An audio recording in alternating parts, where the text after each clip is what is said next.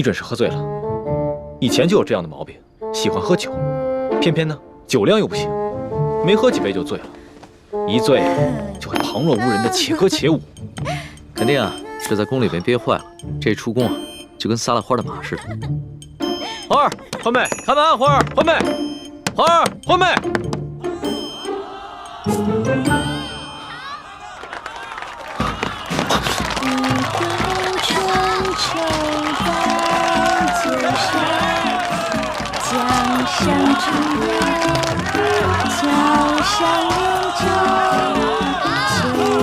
好，漂亮，好。姑娘，你下来唱，这3个就是你的了。欢妹，快下来！简直是不成体统。花儿，别唱了，快进去。可是我还想唱歌呢。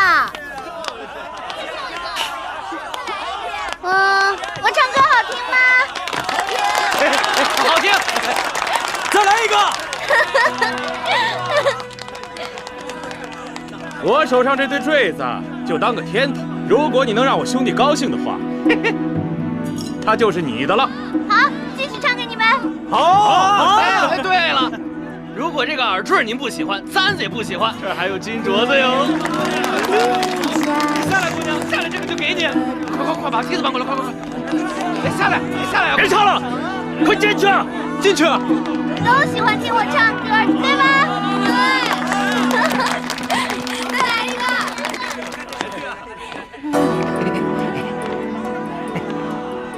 来，姑娘，也给你戴上。来，伸出手来。金镯子，我才不要什么金镯子呢！不要。这个不喜欢呐？没事，爷还有杨志毅的镯子呢。欢妹，给我下来！哎，小心，小心，老爷！谁啊？你呀，好大的胆子，敢搅爷的好事儿！你哪来的？搅你好事怎么？啊！你再动我一下，我动你怎么了？找死啊你！啊！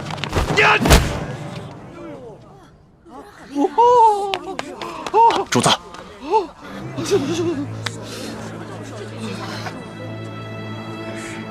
住手！展开！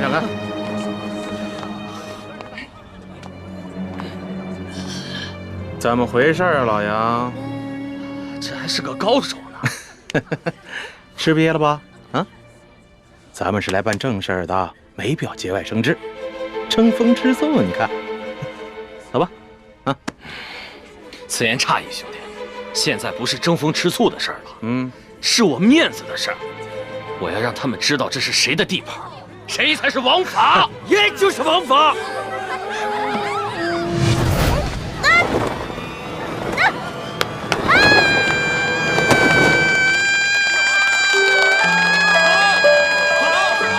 别叫！酒醒了之后，看着，看我怎么罚你。哎呦，公子，多有得罪了。我不知道这姑娘是您的丫头，要不您把她让给我，我给您1000两银子。我出2000两，我出3000两，滚！猪哥哥，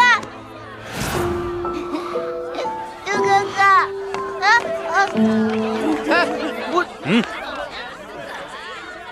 那三，咱们走了。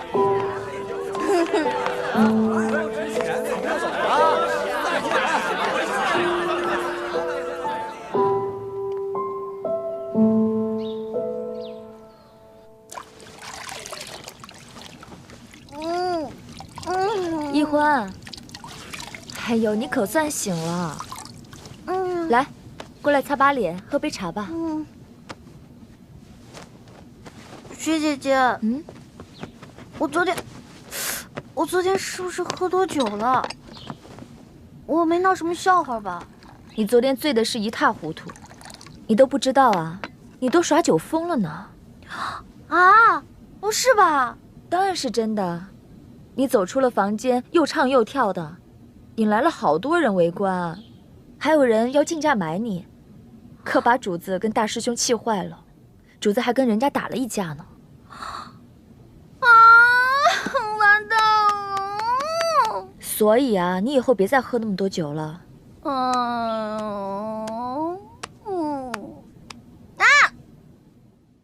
又香又甜的冰糖醋。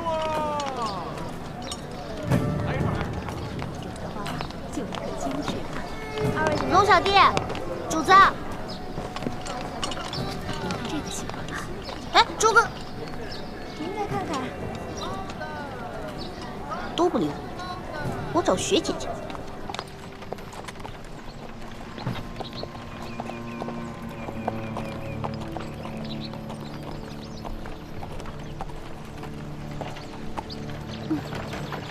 这个龙小弟跟猪哥哥都太小气了，只不过喝多酒没干什么，一直不理我，至于吗？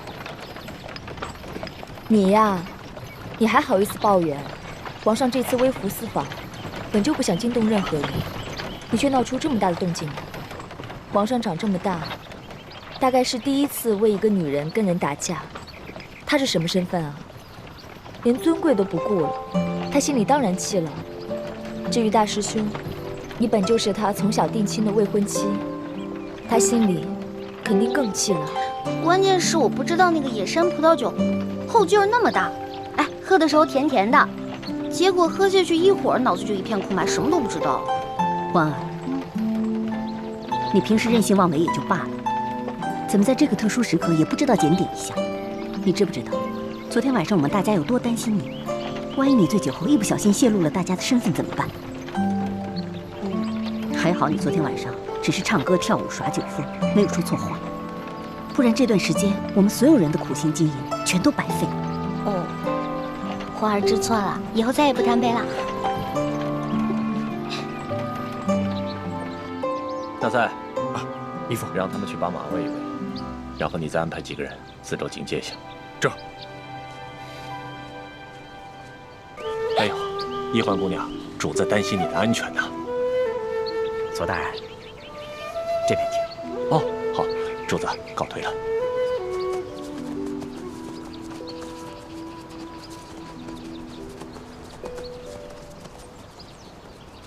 龙小弟，你还生气啊？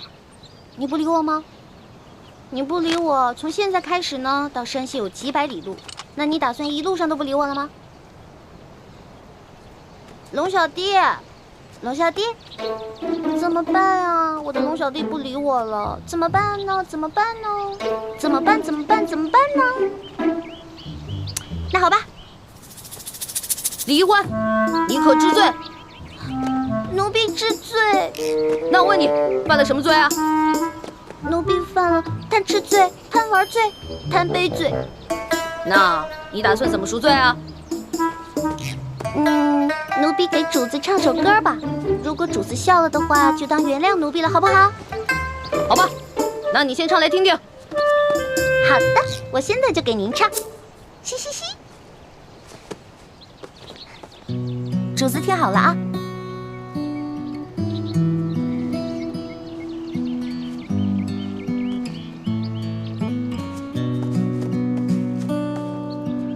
一片春秋带酒浇，江上舟摇，楼上燕巢。秋娘独语太娘娇，风又飘飘，雨又潇潇。何日归家兮可抛？影自生凋，心自相烧。流光容易把人抛，红了樱桃，绿了芭蕉。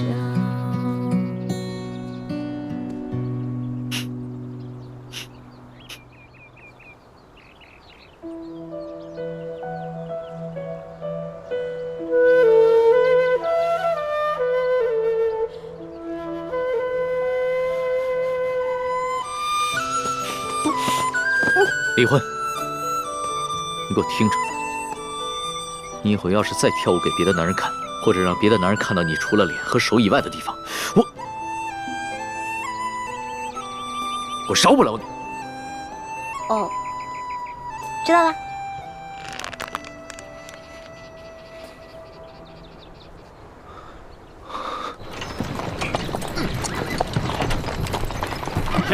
停！干嘛？过来交钱！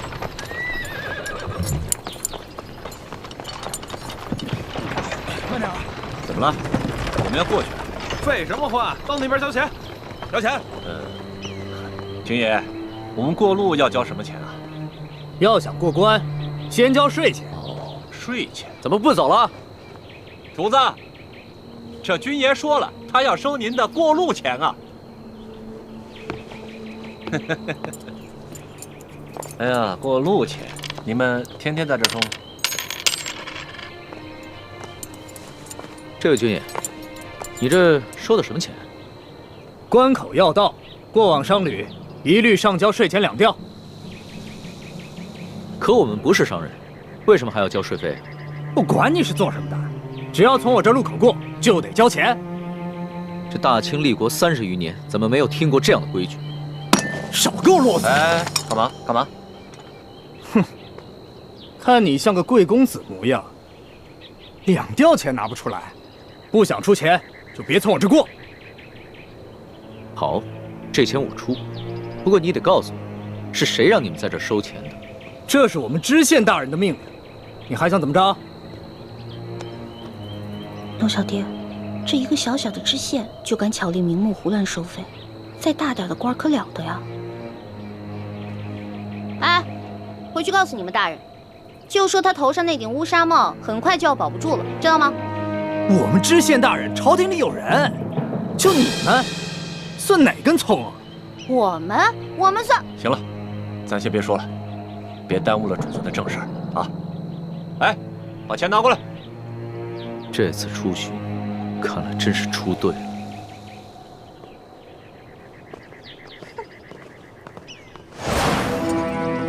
哎，进城交税。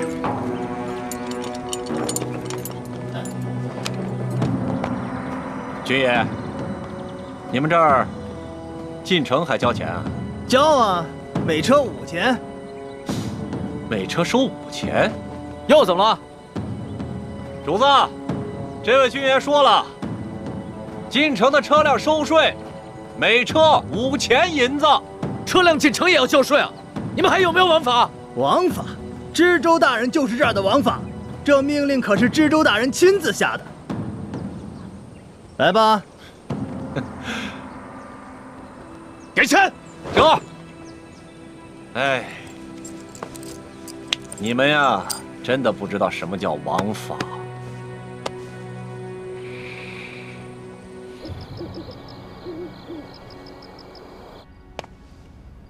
朕自入山西以来，一路所见，民多疾苦，而各地方官各自为政。朕一日行100余里，竟连遇3处关口，巧立名目收取税费。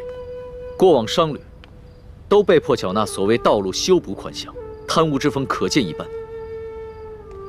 念及民生之苦，朕实不能寐。老大，都记下来了吗？放心吧，全记下来了。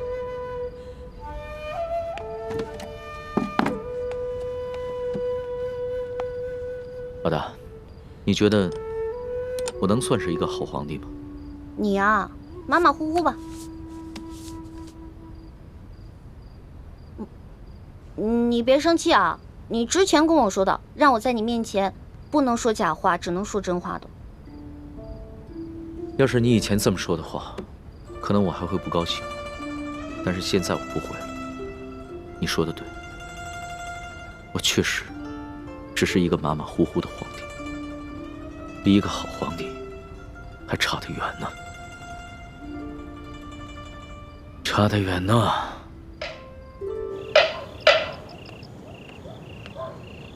天干物燥，小心火烛。天干物燥，小心火烛。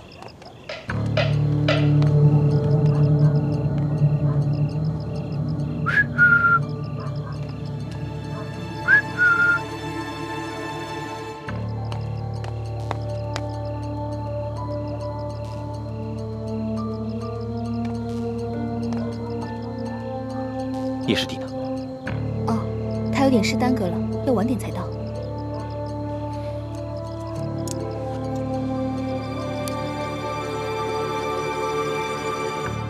这就是那1号金钥匙。嗯，这是我从吴应奇押送的永历帝遗物当中找到的。只有义父才能辨别这把金钥匙的真假。但义父回明珠谷清查内奸去了，下月才会回京城和我碰头。这把金钥匙先交给我保管。嗯。就在我得手的第2天，吴应奇就将永历帝的遗物交给书剑保管了。那书剑直接当着我们的面，找出那把金钥匙挂在自己颈上，贴身保管。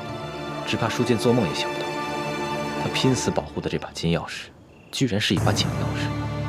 遇到劫匪的时候，你们也在这，可有发现什么线索？那帮劫匪很有可能是吴三桂派来的。在出事的头1天晚上，吴三桂派人悄悄找到了吴应奇。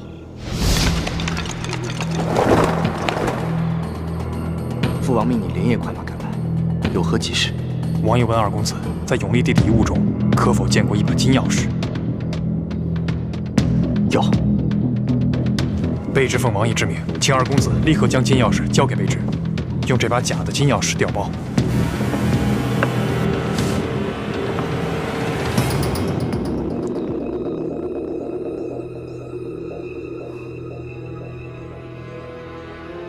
太迟了，我所押运的东西，在昨日已经全部交由山西总兵书剑。那书剑一见面，二华秘书就当着我们面，直接把这把金钥匙找出来贴身收藏。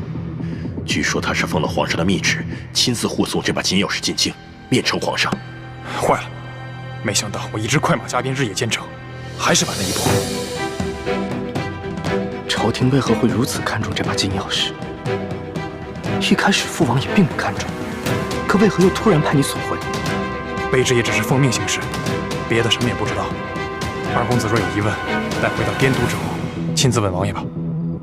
那现在怎么办？来之前，王爷已经做好了各种打算，要卑职无论如何把金钥匙带回去。事到如今，卑职只能假扮盗贼，强行抢回金钥匙。到时候，还请二公子和石将军多多配合。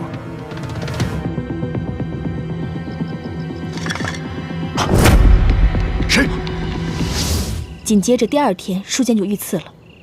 石青红率着手下假作抵抗，我和叶师弟自然也不会真的出力。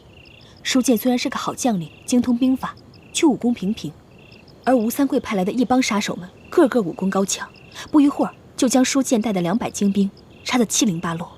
看来，吴三桂已经知道了金钥匙的秘密，否则不会派人连夜追回。只可惜他万万料想不到，我们赶在书剑之前就已经调包了金钥匙。他们不惜劫杀朝廷命官，担了天大的干系，却只找回一把假钥匙。这倒是个好机会。康熙跟吴三桂本来就彼此猜忌，我们正好可以借此机会激化他们的矛盾。那书剑伤势如何？他一直昏迷不醒，但还强撑着一口气。千万要留心书剑伤势的变化，同时留心舒婉心是否出现。如果有意外的话，马上联系我们，千万不能让康熙提前得到消息。我明白。原本你拿到金钥匙，我和叶师弟就准备趁着给书剑寻找良药的机会不辞而别。可如今出了舒婉心这个变故，我们也只能再回到吴应奇的身边了。辛苦你和叶师弟了，我们这边就不如你们那边顺利了。好不容易找到了铜匣，又被人调了包。关于明珠谷的内奸，我和叶师弟也想了很久，却不知该怀疑谁。以后大家行事要更加谨慎，如果有什么行动的话，一定要守口如瓶，千万不能让更多的人知道消息。好，我明白。大师兄，我该赶回去和叶师弟会合，再一起返回吴应奇的身边了，以免石青红起疑心。樊师妹，叶师弟为什么不来见我？他究竟去了哪里？我也不知，问他，他也没说。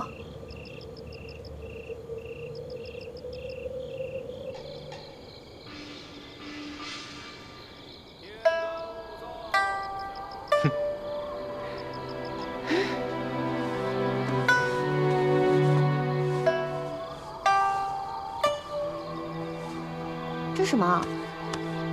打开看看。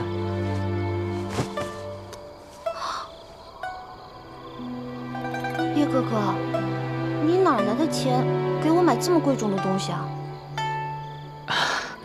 师傅们不是每个月给我们发利钱吗？我都没舍得花，全攒起来了，攒了5年，终于攒够了。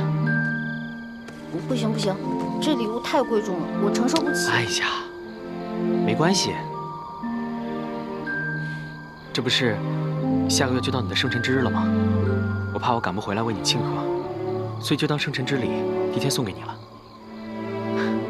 你放心，我又不要求你回报我什么，你只要天天把它带在身上就好了啊。那你为什么非要给我买一个金镯子啊？你还记不记得5年前你的生辰之日？我那天问你，你有什么想要的礼物啊？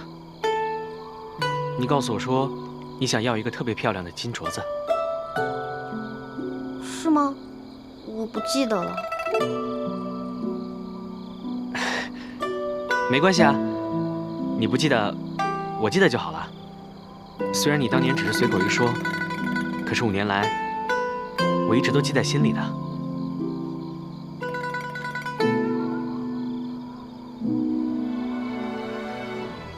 你怎么了？你现在不喜欢金镯子了，还是觉得不够漂亮？没有没有，我觉得这个金镯子很漂亮，但是……哎呀，好啦，喜欢就好，喜欢我的一番心就没有白费。来，我给你戴上。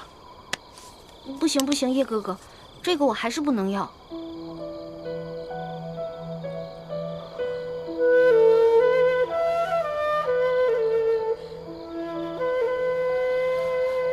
我知道，你现在有了康熙这个结拜兄弟，什么都不缺，他随便送你个首饰，就比我送你的金镯子贵重100倍、1000倍。可小师妹，我希望你明白，有些事情不是金钱可以衡量的。不是叶哥哥，我不是这个意思。这个镯子很好看，我也很喜欢，但是你还是把它留着，送给你以后心爱的女孩吧。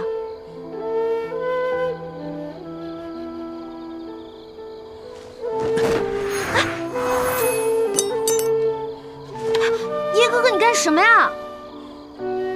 小师妹，这个金镯子是我买来送给你的，你不要，我也不会送给其他女孩。哎，叶哥哥。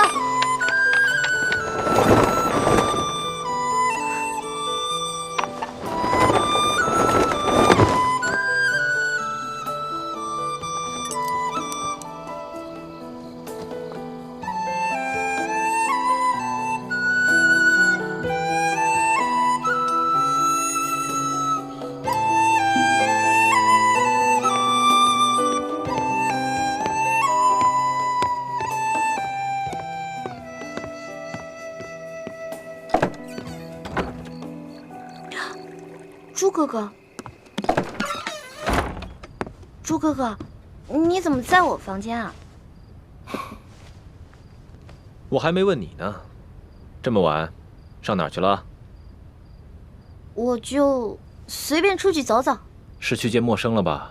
你怎么知道的？我们从小一起长大，你是什么性子，陌生是什么性子，我能不了解吗？今天晚上，他只让樊师妹来和我接头。自己却不现身，我就疑心着，他一定是想趁我不在的时候，偷偷来找你。你们都说什么了？没说什么，他就是问候了我几句。就只有这些？只有这些。他就没有给你带点礼物什么的？没有，什么礼物都没有。每个月师傅就给我们2吊钱。他哪有钱给我买礼物啊？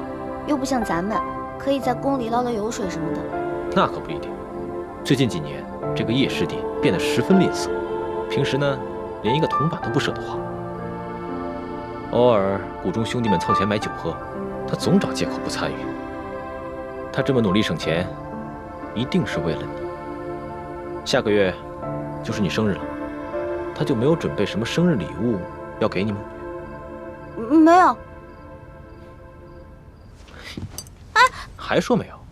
这金镯子哪来的？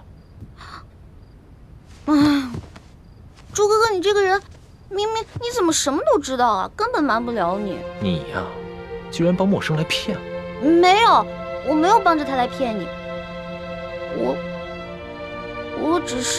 我只是平时骗别人的时候，谁都听不出来，只有骗你，老是会找出我的破绽。我知道，你是不想挑起我跟陌生的矛盾，对吗？大家都是兄妹，他也只是疼爱我这个小师妹罢了，所以才给我买了一个小小的礼物。这还算是小礼物啊？这可是陌生对你的一片心呢。那如果你要是不喜欢的话，我不带它就行了。你愿意带就带吧。其实，陌生对你的心意，我早就看出来了，但我自信他夺不走你的。真正让我担心的，其实是另外一个人。时候不早了，你早点休息吧，明天一早还要赶路呢。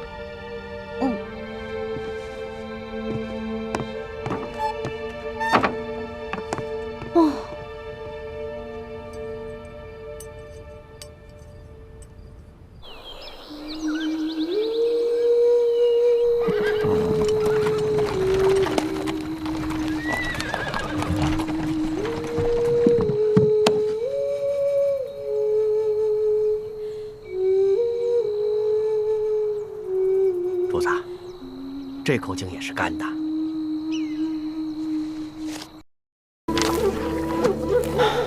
进入山西以来，这旱情是越发的严重了。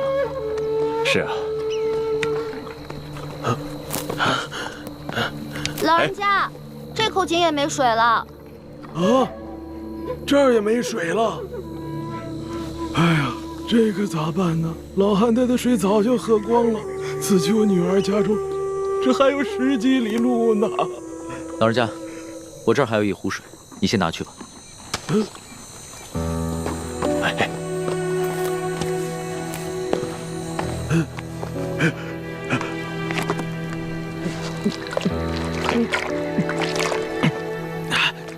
多谢，多谢。老人家，此次的旱情涉及多大的范围啊？多大范围？这方圆数百里，5万顷土地，12万人口，颗粒无收，颗粒无收啊！我活了70岁了，这是我见过的最严重的一次旱情呢。哎，多谢啊！老人家慢走。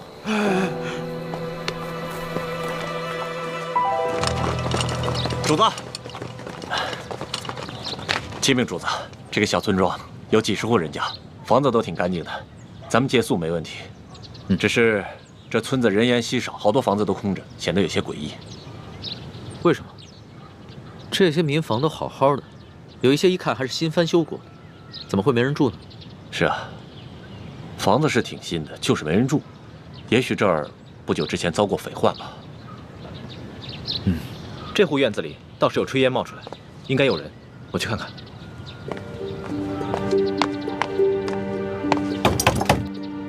有人在吗？官爷不必再催了，老夫就是死也要死在自家老宅子里。不是官爷啊！老人家，我们是过路的外地商客，错过了宿头，能否在这里借宿一宿？房钱要多少，随便你开。不必给钱，我们这个村子什么都缺，缺水，缺粮食，缺人，就是不缺空房子。你随便住吧。老人家，此话怎讲？村民们都去哪儿了？我们这个村子遭遇了几10年不遇的旱灾，村里只剩下一口老井，每晚能渗出一点点水来。但凡有点办法的，都出去投亲靠友了；没亲没友但还迈得动腿的，也都到外面去行乞逃生去了。哎呀，只有我这等老弱病残在这儿等死。可是官家还逼得我们……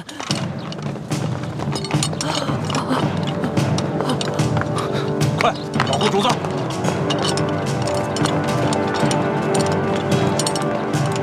这两个人好生眼熟，是不是在哪儿见过？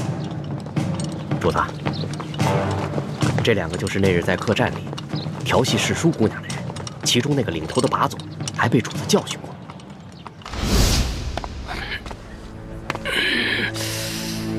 怎么回事啊，老杨？这还是个高手呢。吃瘪了吧？哦。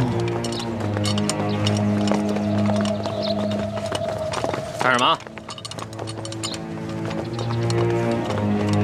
我问你干什么？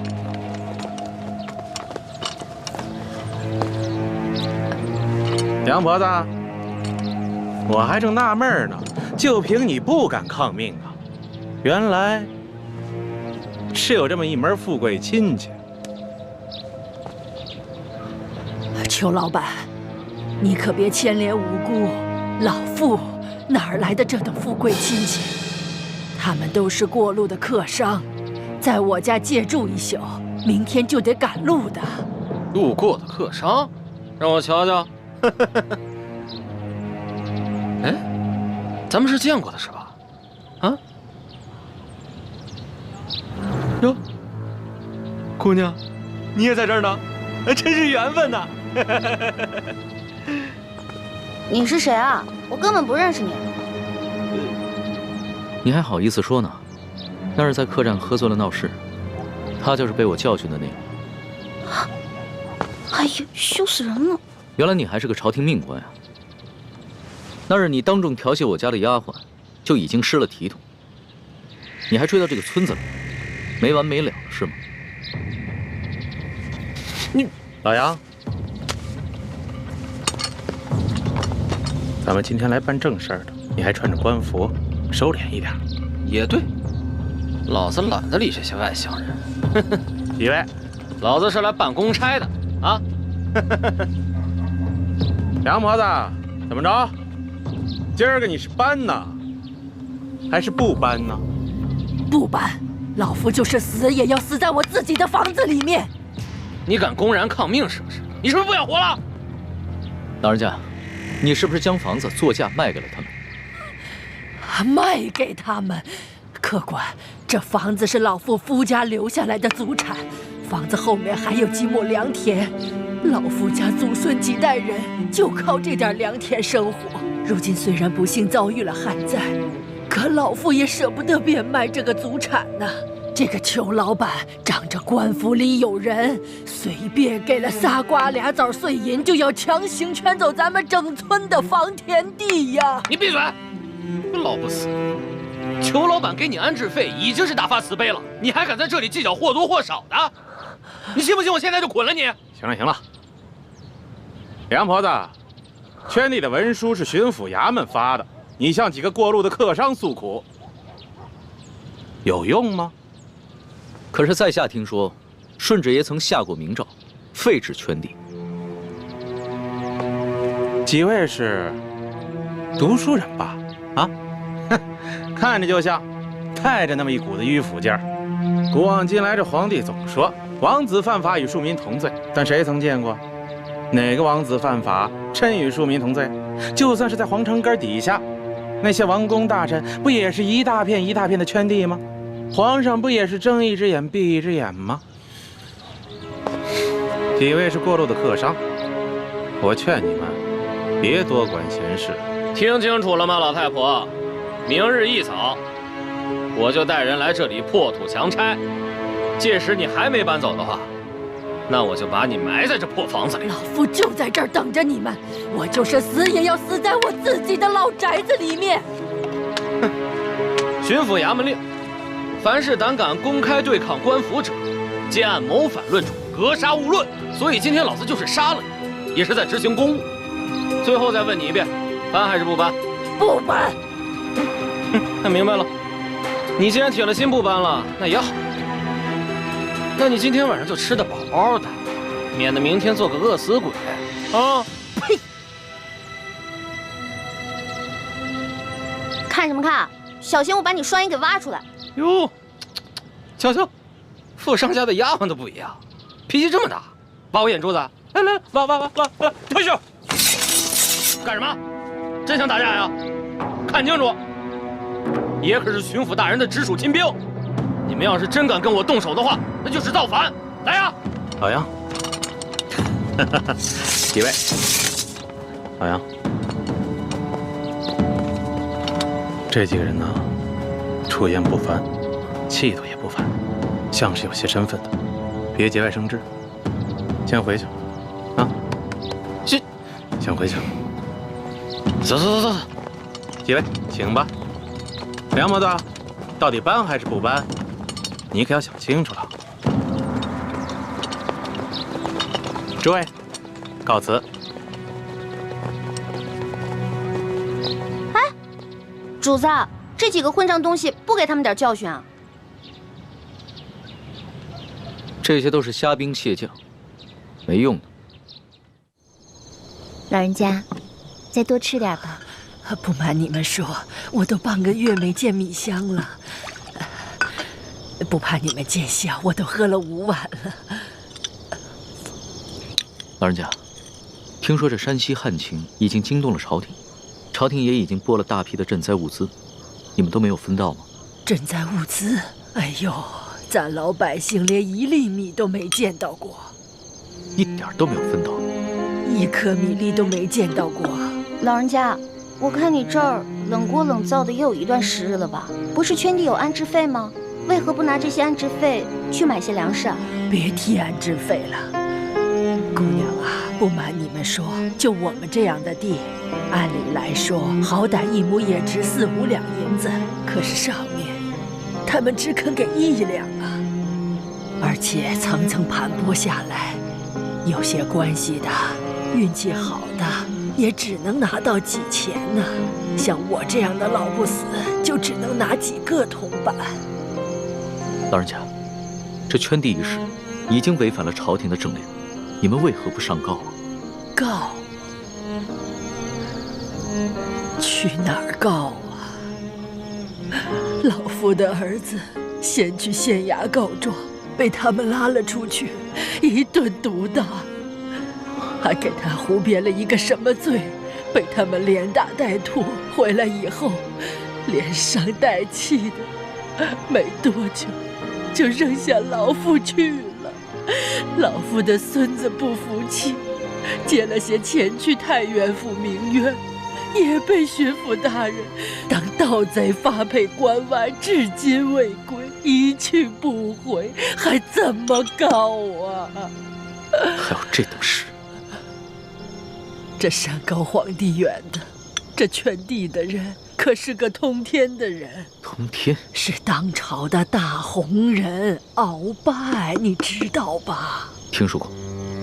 山西巡抚刘德昭，他就是鳌拜的门生，还有那个圈地的裘老板，他就是刘德昭继娶的夫人的小舅子。您说还到哪儿去告啊？可是听说鳌拜不都已经被皇上给查办了吗？你知道吗？瘦死的骆驼比马大呀！鳌拜这些年提拔了多少门生亲信，他们都大权在握，盘根错节，连皇帝都忌惮他3分，不然为何皇上就只把鳌拜圈进了呢？这官场上的事儿说不清，万一哪一天鳌拜东山再起，可怎么办呢？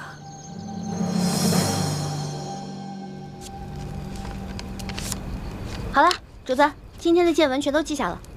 你小心收好，等我回京了之后，就一桩一件的查，一个一个的办。主子，消消气，今天晚饭都没有吃，保重龙体要紧啊。走吧。是。这所见所闻，我还怎么吃得下？顺着朝就已经下的禁令，到现在还有令不止，让许多百姓流离失所，无家可归。最重要的是，他们还敢鲸吞朝廷的赈灾粮款。你爹爹的密奏，所言非虚啊。主子，那咱们可得小心了。听说这山西官场，鳌拜残存的势力不可小觑，他们掌握的地方官兵足有上万。万一他们知道了主子在微服私访，起了歹心可了不得。小不忍则乱大谋，只能暂且忍着了。可是，他们明早就要来强拆了，这些百姓们该怎么办？那个叫杨八狗的，还有刘德昭新老婆的那个小舅子裘贵吧，他们一个个都是心狠手辣的角色。如果咱们一走，那几户宁死不搬的村民不得被他们活活给弄死啊？不会吧？这村子里还有几户人家，10几口人，我不相信他们敢全都杀了。主子还别不信，我在山东行医的时候也遇到过类似的事情，也是有几户村民不肯搬迁，那圈地的是鳌拜府上管家的表弟，直接派人在半夜里放了火，却推说是他们自己不慎烧了房子。那几户家人当中，有几个性子烈的，想要上京告御状，却在半路上被一伙身份不明的歹人给杀了，案件至今未破。啊，老奴老家也发生过这样的事情。那不搬的一家5口被灭门，却推说是得了瘟疫，其余人也都是敢怒不敢言。那怎么办呀？咱们可得救救他们呀，不然咱们走了，这些老百姓不得被那些豺狼给吃了？可现在书见伤势危急，我必须尽快赶过去看一看，听他详细汇报山西官场的情况。只有掌握了足够的证据，才能把这些豺狼一网打尽。那我们就眼睁睁看着这些豺狼把人给吃了吗？哎，石树姑娘，现在主子的安危是最重要的。这俗话说得好，强龙不压地头蛇。主子您的身份是万万不可暴露的。这样吧，待会儿我们进村查一下，然后再做打算。这，嗯。哎，主子，您瞧，那户人家好像有人哎，你听，他们好像刚生完孩子。只可惜，明天一早就得拖家带口背井离乡。可怜的孩子。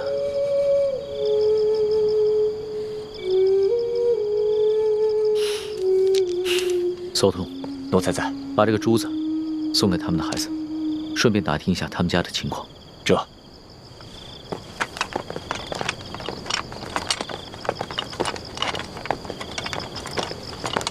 一欢呢？刚刚还在我身后呢。这丫头又乱跑。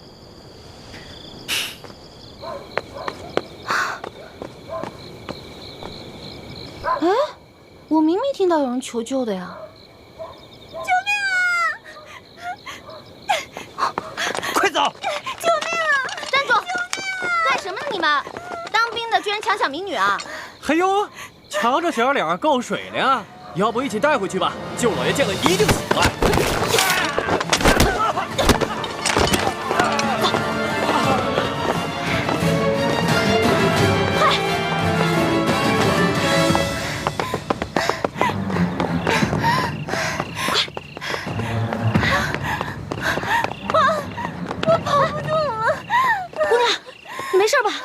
追上来了！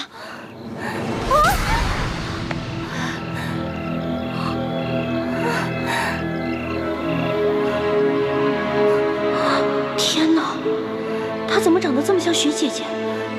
难道这舒婉欣逃跑1个月了，我们也想不明白她没有报官的原因。但是，她极可能已回山西老家去找她父亲舒剑了。哎呀，此处离太原府不远了。难道她就是从明珠谷逃出来的舒婉欣？可是她一个弱女子，为何不报官，却要独自千里迢迢逃回老家呢？花儿，一欢，花儿，你在哪儿啊？在哪儿啊？一欢，来，姑娘，咱们躲这儿，快点，就这儿啊，快！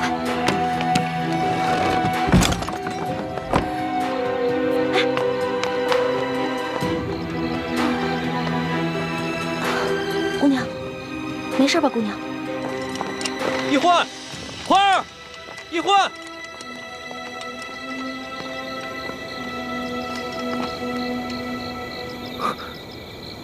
屋里好像有欢妹的呼吸声，但似乎还有另一个微弱的呼吸声。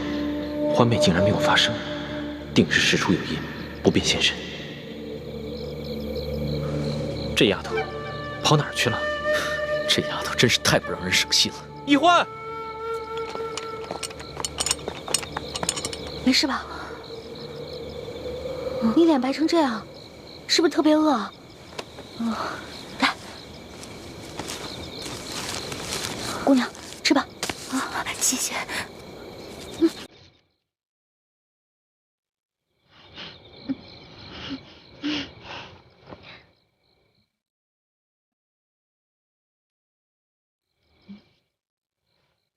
明明已经饿得不行了，还尽量注意吃相，不肯狼吞虎咽。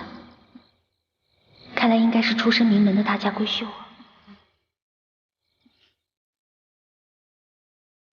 不好意思，我已经2天没有吃东西了。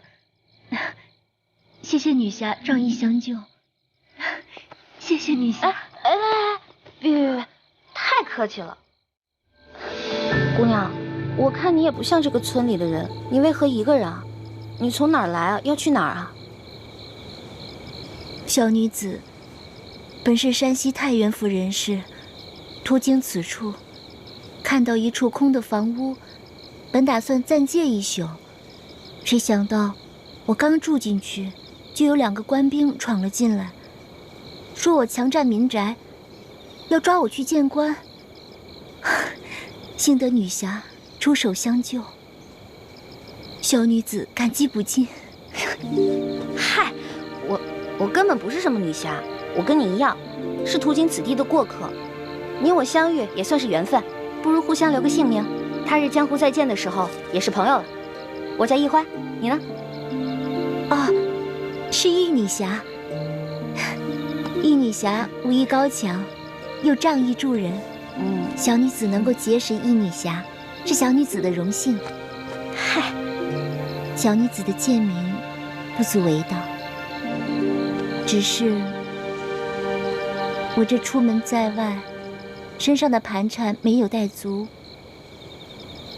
易女侠家住何处啊？小女子平安回家之后，一定备下薄礼，登门致谢。口风倒是挺紧的，不肯说自己的姓名，反倒盘问起我来了。谢就不必了。我看咱俩年龄相仿，我是顺治12年5月初4生的，不知道该管你叫姐姐还是妹妹啊？小女子出生于顺治11年3月初8，可不就是舒婉欣的生辰？那你比我大，我应该叫你姐姐。姐姐，你一个人手无缚鸡之力，怎么就跑到这儿来了？也没个伴儿陪你啊。2个月前，家父把我献给一个有权有势的男人，那个男人要在很多姑娘当中挑选妾室，我是备选之一。没想到我还没有到那个男人家，就阴差阳错被人劫走了，直到近日我才侥幸逃出来。这个有权有势的男人指的应该就是龙小弟了。还有此等事情啊？那你逃出来以后为什么不去报官啊？你现在难道要去找那个有权有势的男人啊？不是这样的。我未曾去报官，是因为那些劫走我的人固然可恶，但是我不恨他们，反而心存感激。为什么呀？家父把我献给那个有权有势的男人做妾，并非出于他的本意，实在是那个男人太有权势，家父不敢违逆，因此我在心里早已发了誓，若被那男人选中为妾，那我便以死明志。其实那个男人有权有势，也是个不错的归宿啊。你宁死不从，莫非？我看你戴的这块玉应该是鸳鸯玉吧？你戴的这块是雄的，那雌的那块，莫非姐姐已经有心上人了？啊，那我明白了，怪不得你从劫匪那儿逃了以后不去报官，你现在是想去找你心上人啊？实不相瞒，我自幼丧母，和爹爹相依为命。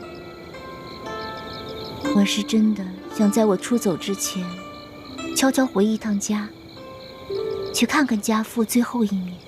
他说去看家父最后一面，然后就私奔。那如果他发现他爹快死了，那他肯定就忍不住露面了，这不就麻烦了吗？这院里有人！嘘，一群窝囊废，这事儿还得麻烦我。行了行了，想不到这姓杨的居然能听出我们的呼吸声，那我肯定应付不了，不如叫救命吧。不行啊，要是这样就惊动了龙小弟和索额图，那就更糟了。姐姐，我们躲到那边去吧。走，好。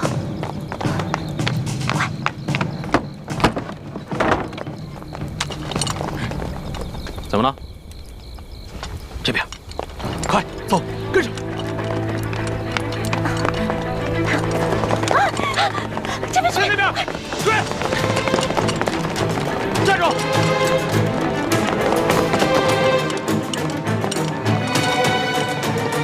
这一关到底跑哪去了？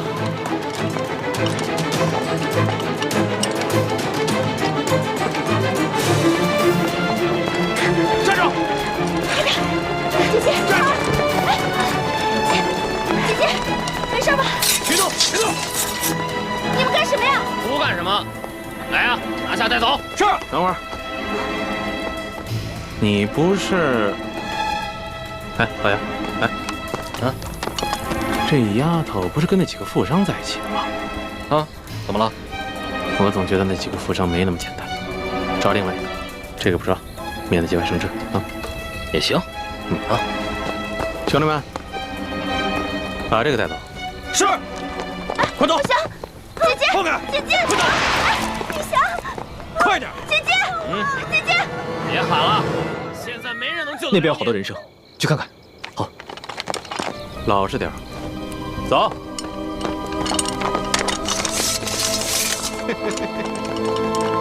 小妮子，没看出来还是个练家子。之前是不是把我的兵给打了？你脾气还真是烈呀！不过爷就喜欢骑烈马。之前你不是说要来挖我的眼珠子吗？现在看来，只能是爷挖你的肉了。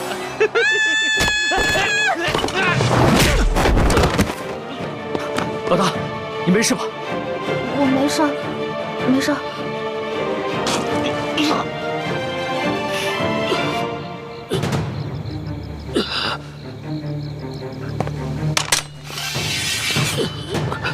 你们别乱来，我可是朝廷命官。主子，他敢轻捕一环，死有余辜。你见杀了他已经便宜他了。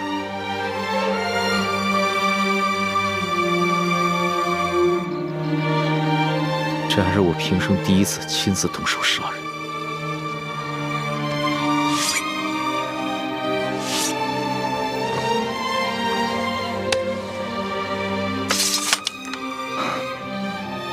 杀害朝廷命官可是大罪，这样一来，很容易暴露身份。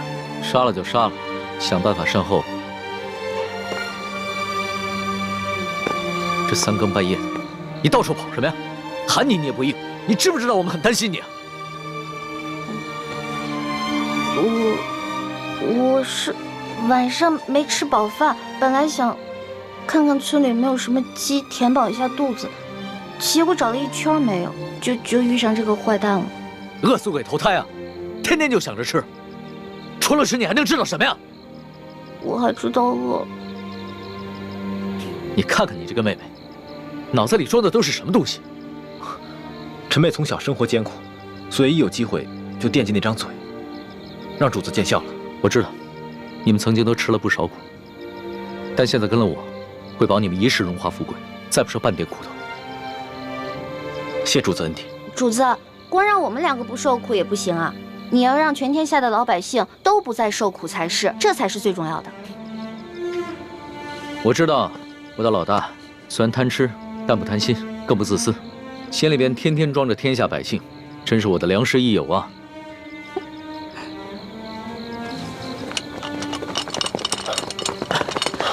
主子，主子，这怎么回事？不必慌张，先找个地方把他埋了吧。这，来人呐，把他拖下去。这，快！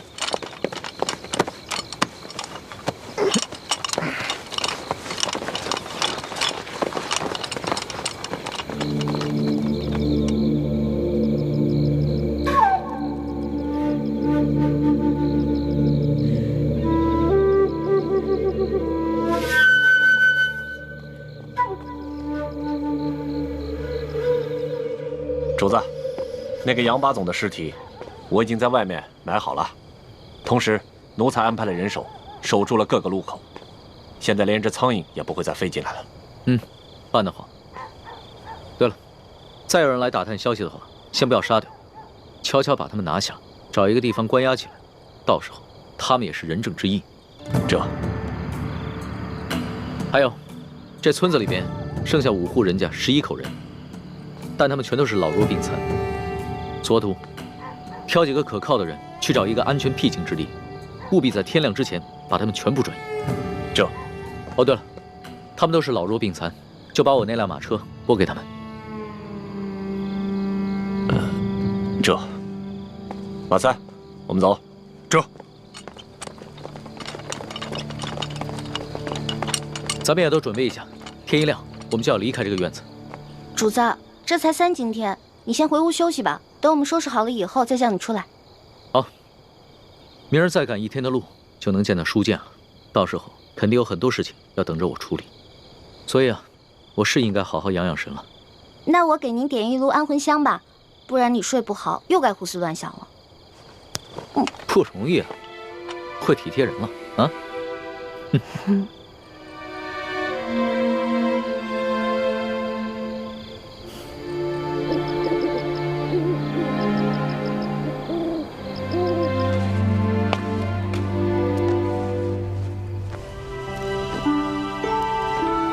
主子睡着了。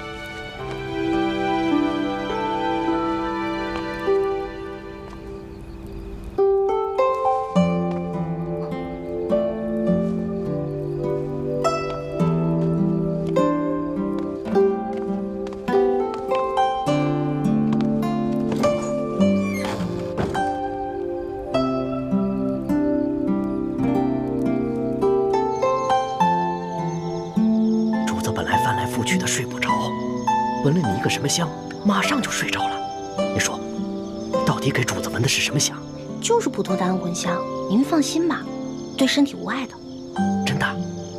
真的，叔父，我怎么可能骗您啊？哎呦，你就不要再叫我叔父了，好不好？咱们最好是永远都不要认亲。哎呦，一欢，我求求你了，你千万不要对主子有什么不好的心思，更不能想着要去害他，否则连我都活不了了。哪有？我怎么可能害我的龙小弟呢？我也绝对不允许任何人害我的龙小弟的。你说的话，我也不知道是该相信还是不该相信。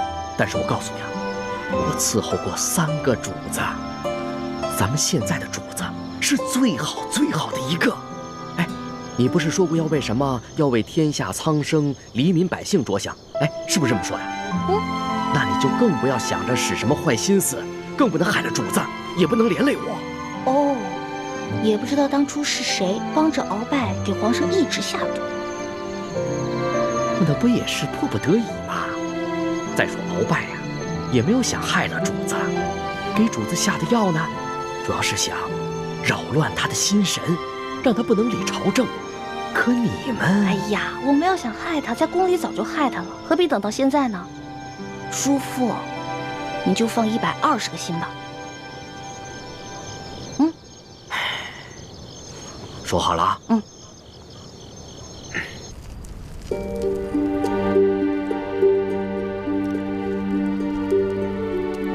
我给康熙下的安魂香的分量很轻的，索额图在安排村民，很快就会回来，咱们得抓紧时间。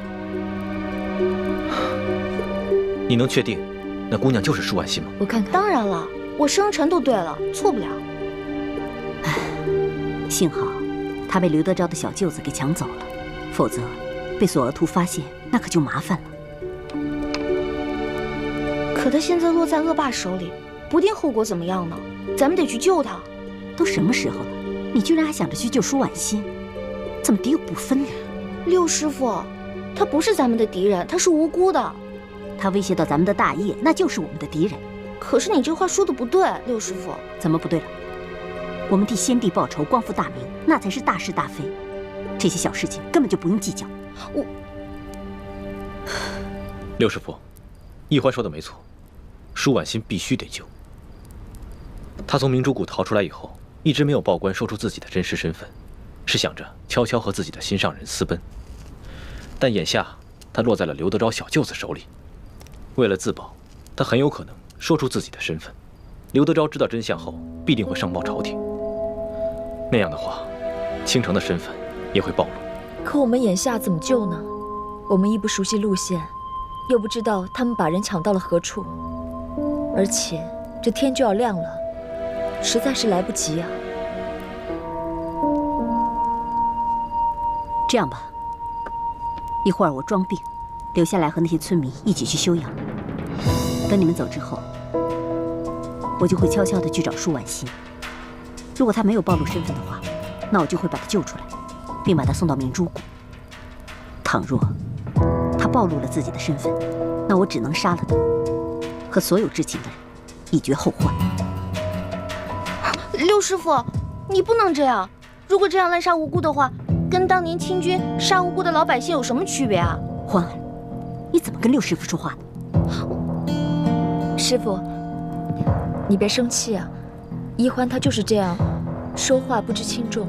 我看要不这样吧，如果这个舒婉心说出了自己的真实身份，那六师傅就把那些知情人士杀了，留舒婉心一条命，把她送回明珠谷就是了。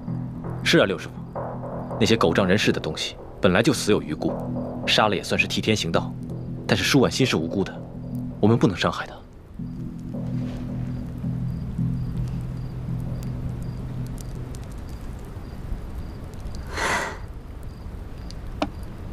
既然太子都已经这么说了，那就这么决定吧。谢谢六师傅。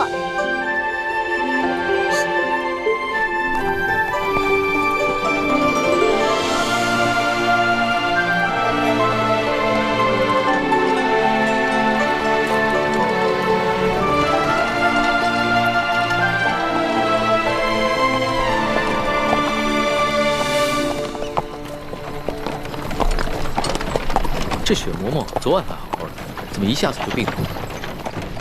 其实昨天白日里，雪嬷嬷就有些不舒服，她只是在硬撑着，没敢禀报主子。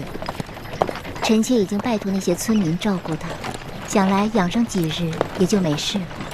只是她这一病啊，你就没人伺候。主子能够恩准臣妾出宫省亲，已经是对臣妾格外开恩了。这些小事情，臣妾自能克服。还是你省心，不像某些人，就知道给我添乱。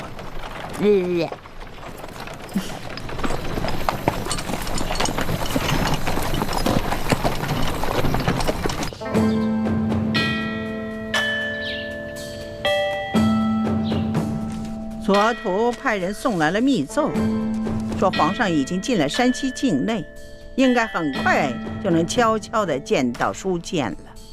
这是皇上第一次微服出京，只愿皇上能托皇祖母的福，顺顺利利、平平安安的就好。玄烨他是爱新觉罗的子孙，他若是只在紫禁城的方寸之间长大，他怎么能够管好这万里江山？让他出去历练历练也好啊。纵然会有一些波折意外，但皇上乃天子之命，也必定能化险为夷。皇后不必太过担忧。妾身别的倒不担忧，只是不放心这李氏兄妹二人。你放心吧，哀家再三的嘱咐索额图和李德福，让他们盯牢了李氏兄妹。况且李氏兄妹若要真的有图谋不轨，那在这宫里头早就应该下手了。既然他们没有异常举动，就说明他们的目标并不是暗害皇上。此次山西之行也能让皇上和我们大家都能看清楚，这李氏兄妹值不值得信任。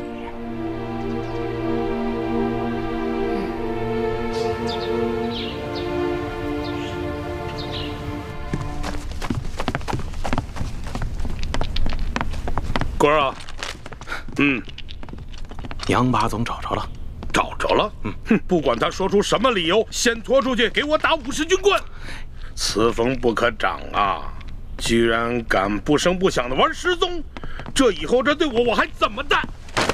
还军什么棍呐？人是找着了，在一棵杨树底下埋着呢。死了，死了。肋骨断了几根，而且被一箭穿心。我纳闷呢，淮阳村的10几个村民没这个能耐啊，除非是那几个外地来的客商，他们带了一群保镖，而且个个身手不凡。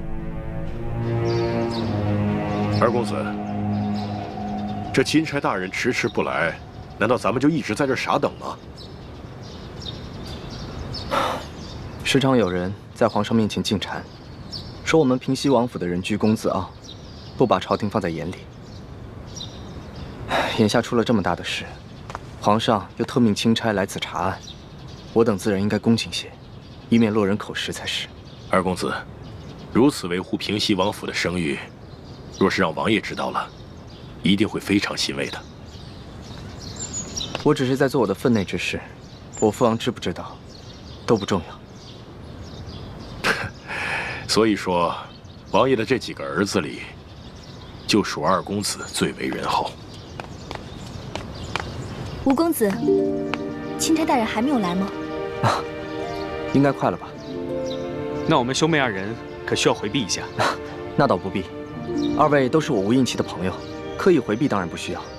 但是，如果二位不习惯接待朝廷要员的一些繁文缛节，当然也可便宜行事。待我事情处理完毕之后，再与二位一同上京。那我们多一事不如少一事，不如我们就留在自己房里吧。也好，那就随姑娘的意。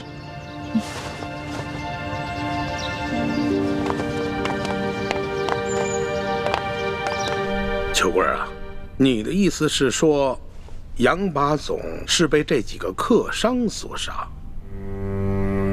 要我看，不但杨把总是被他们杀的，连那10几个失踪的淮阳村民，也跟他们脱不了干系。